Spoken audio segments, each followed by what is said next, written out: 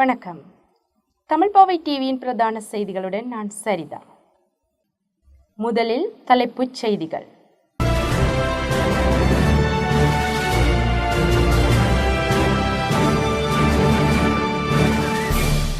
கடற்புலிகளின் படகுகள் மற்றும் ஆயுதங்களை ஜனாதிபதி மைத்ரிபால சிறிசேன பார்வை. எதிர்க்கட்சி தலைவர் பதவி SP திசாநாயகவுக்கு. கூட்டமைப்பை சுசில் காட்டி கொடுத்து விட்டார், விஜயஸ்ரீ விஜயநாயகா தெரிவிப்பு. அமெரிக்க ராணுவ தளபாட பகுதியில் பெரும் வெடி விபத்து. கொழும்பு டெஸ்ட் போட்டியில் இந்தியா அபார வெற்றி.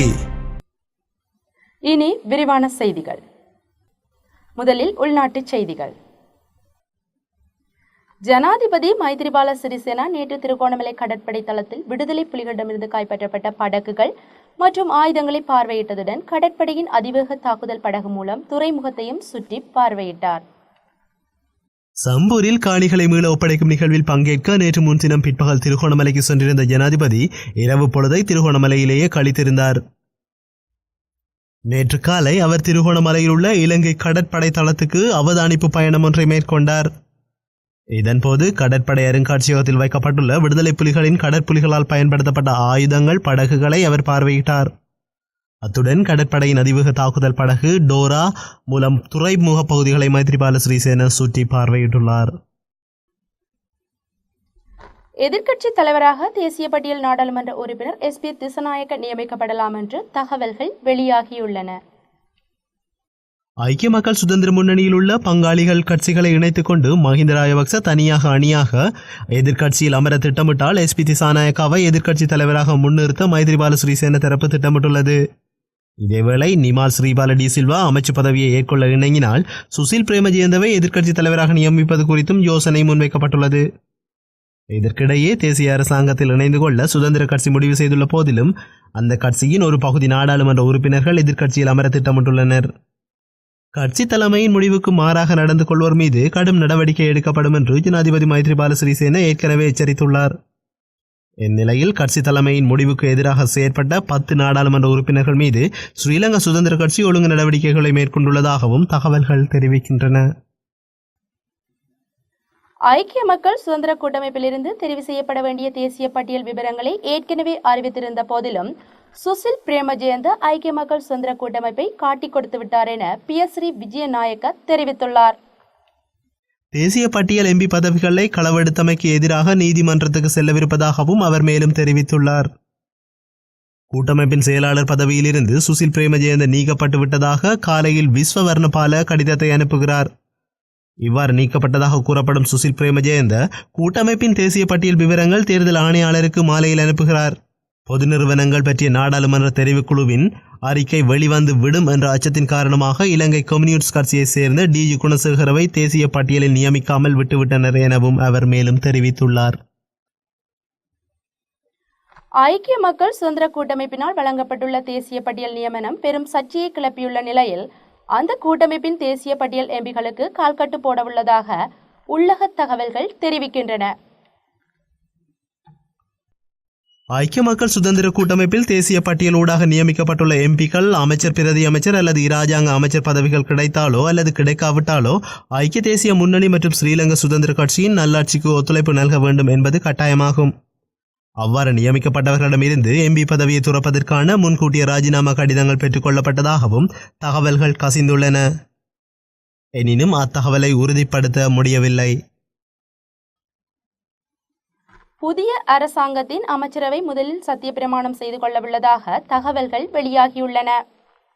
இந்த சத்திய பிரமாணம் இன்று திங்கட்கிழமை அல்லது நாளை செவ்வாய்க்கிழமை இடம்பெறலாம் என்றும் அந்த தகவல்கள் தெரிவிக்கின்றன. இந்த அமைச்சரவையில் ஐக்கிய தேசிய கட்சியை சேர்ந்த 17 அமைச்சர்களும் ஸ்ரீலங்கா சுதந்திர கட்சியை சேர்ந்த 13 அமைச்சர்களும் என மொத்தமாக 30 பேர் அங்கம் வகிக்க உள்ளனர் என்று தெரிவிக்கப்படுகின்றது. இதற்கு மேலதிகமாக இராஜாங்க அமைச்சர்கள் 10 பேரும் இன்று சத்திய பிரமாணம் செய்து கொள்ள உள்ளனர் என்று தெரிய வருகின்றது. ஐக்கிய தேசிய கட்சி மற்றும் ஸ்ரீலங்கா சுதந்திர கட்சி என்பன இணைந்து ஆட்சி அமைக்க உள்ள புதிய அரசாங்கத்தின் அமைச்சரவையின் அமைச்சர்களின் எண்ணிக்கை 50க்கும் அதிகமாகும் என அமைச்சர் ராஜித சேனாரத்ன தெரிவித்துள்ளார். ஸ்ரீலங்கா சுதந்திர கட்சிக்கும் வாய்ப்பினை வழங்க வேண்டும் என்பதனால் அமைச்சரவை அந்தஸ்துள்ள அமைச்சுக்களின் எண்ணிக்கை இவ்வாறு அதிகரிக்கப்பட்டுள்ளதாகவும் அவர் மேலும் கூறியுள்ளார். இனி வெளிநாட்டுச் செய்திகள்.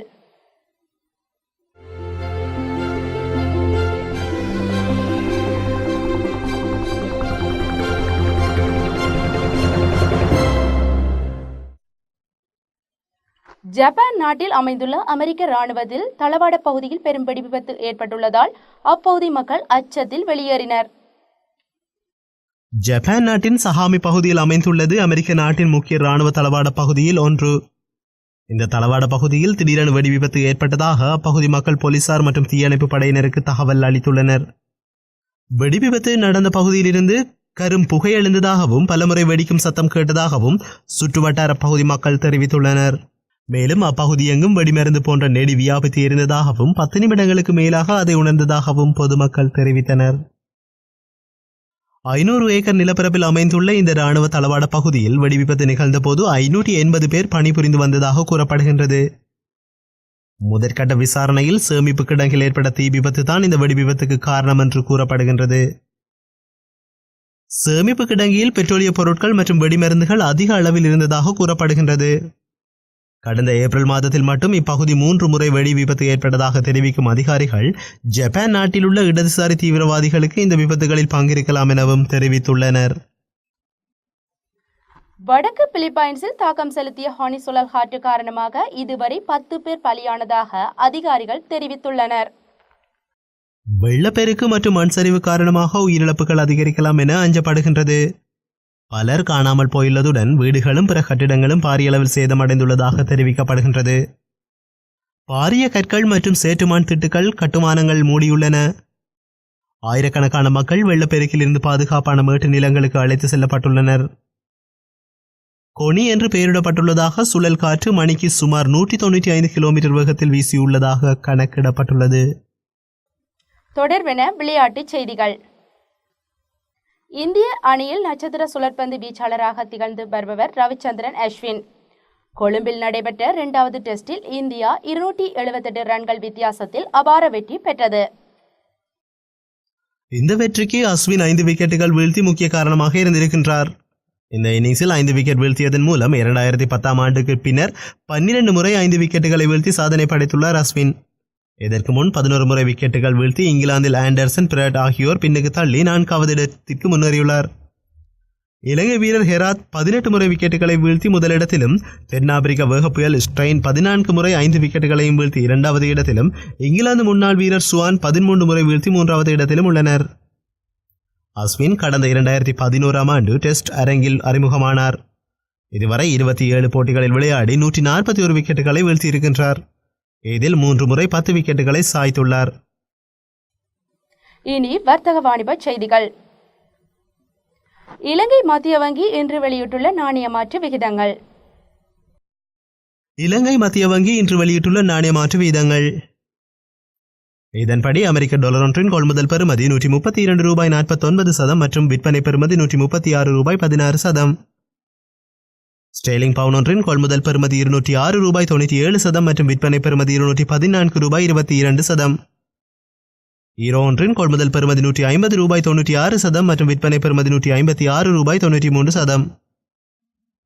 சுவிஸ் பிராங்க் ஒன்றின் கொள்முதல் பெறுமதி $139.70 மற்றும் விற்பனை பெறுமதி $145.89.